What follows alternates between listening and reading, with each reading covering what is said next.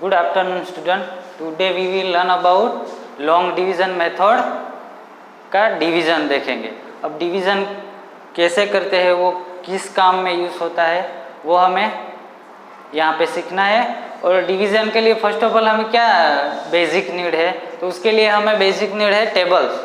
तो 1 से 20 तक या 1 से 10 तक आपको टेबल कंपलसरी आने चाहिए, तो ही आपको डिवीज़न और मल्टीप्लाई दोनों आएगा। वरना डिवीज़न और मल्टीप्लाई आपको टेबल्स नहीं आएंगे तो सीख ही नहीं पाओगे, आप अंडरस्टैंड नहीं कर पाओगे। ओके, तो उसके लिए हम फर्स्ट देखेंगे लॉन्ग डिवीज़न में हम पहले टेबल देखते हैं, उसके बाद हम देखेंगे डिवीज़न कैसे करना है और डिवीजन के कौन कौन से पार्ट्स हैं। ओके, तो फर्स्ट मैंने 6 का टेबल लिखा है। आई होप कि आप सबको वो 6 का टेबल आता ही होगा।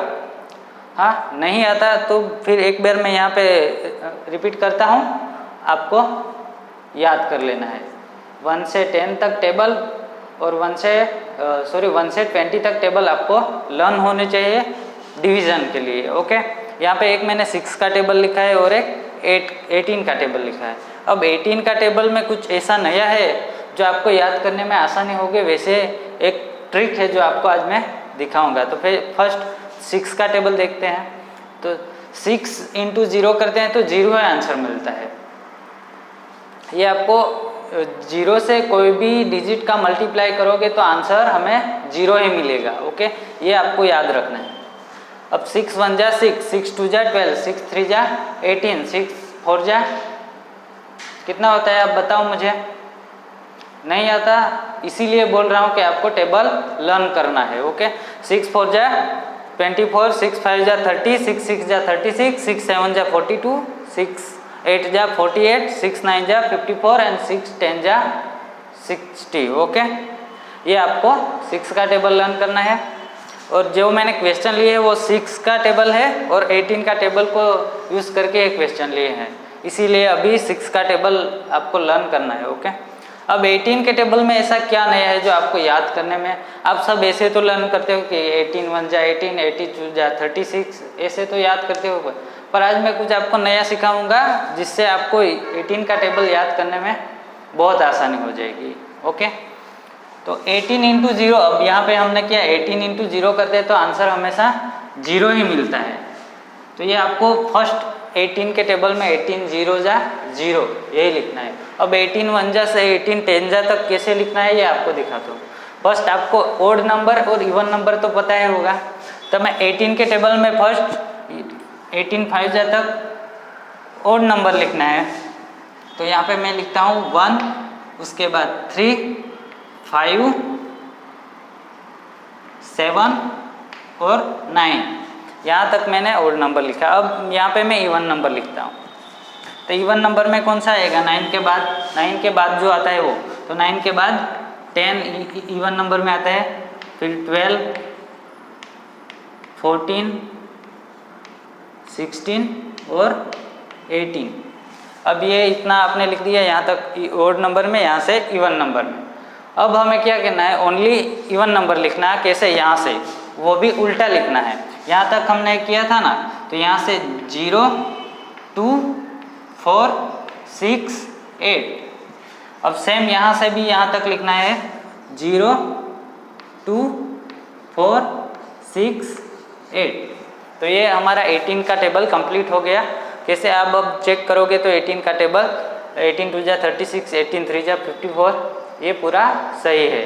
आप इस तरह से सीख सकते हो और याद कर सकते हो। ओके, अब हम देखेंगे डिवीज़न में।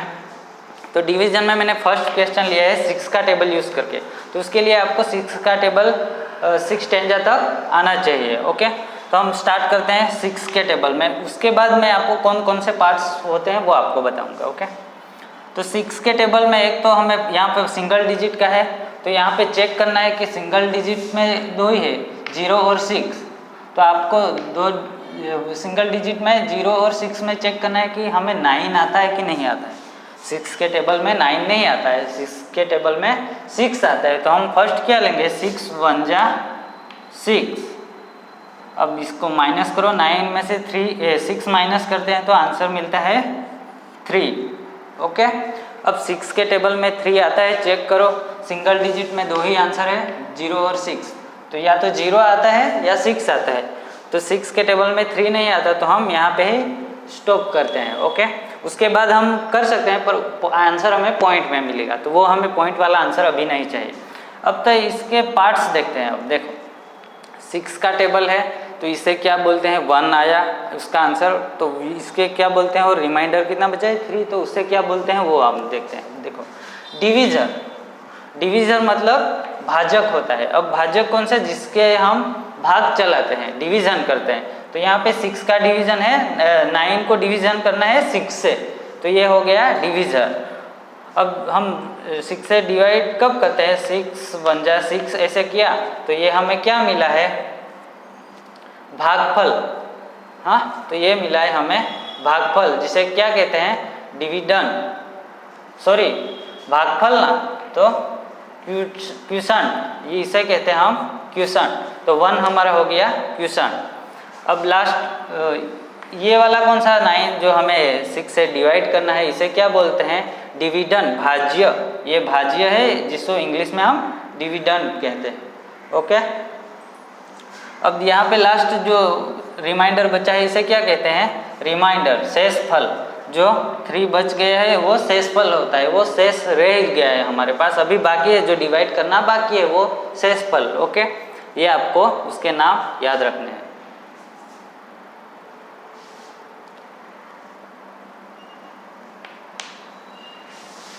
अब सेकंड क्वेश्चन है 49 डिवाइड बाय 6। 49 को डिवाइड करना है 6 से, तो हमें फर्स्ट क्या चेक करना है, सिंगल डिजिट को चेक करना है कि 6 के टेबल में सिंगल डिजिट में 6 आता है और 0 आता है, तो 4 नहीं आता, तो हमें क्या करना पड़ेगा, दोनों डिजिट को काउंट करके लिखना पड़ेगा। अब 49 आता है 6 के टेबल में, वो चेक करना है। 6 के टेबल में 49, यहाँ पे 12, 80, 24, 30, 36, 42 और 48। 14 में 42 आता है या 48 आता है, 49 नहीं आता। तो हम क्या करते हैं, 49 को हम नहीं लिख सकते ना, 6 8 जा 49 ऐसे नहीं कर सकते, 6 8 जा 48 ही होता है। तो हमें 6 8 जा 48। अब इसको माइनस करो, 4 - 4 0, 9 - 8 1, तो यहाँ पे रिमाइंडर कितना बचा 1, और क्वोशंट कितना है 8, और डिवीजर 6, और 49 से क्या कहते हैं, डिविडेंड। ओके, ये आपको याद रखना है। थर्ड क्वेश्चन में देखते हैं 54 डिवाइड बाय 6। 54 को डिवाइड करना है 6 से, तो 6 फर्स्ट हमें चेक करना है 6 के टेबल में 54 आता है कि नहीं। अगर 54 आता है तो कब आता है, अब देखो 6 9 जा 54 आता है, तो यहाँ पे डायरेक्ट ही हम लिख सकते हैं 6 9 जा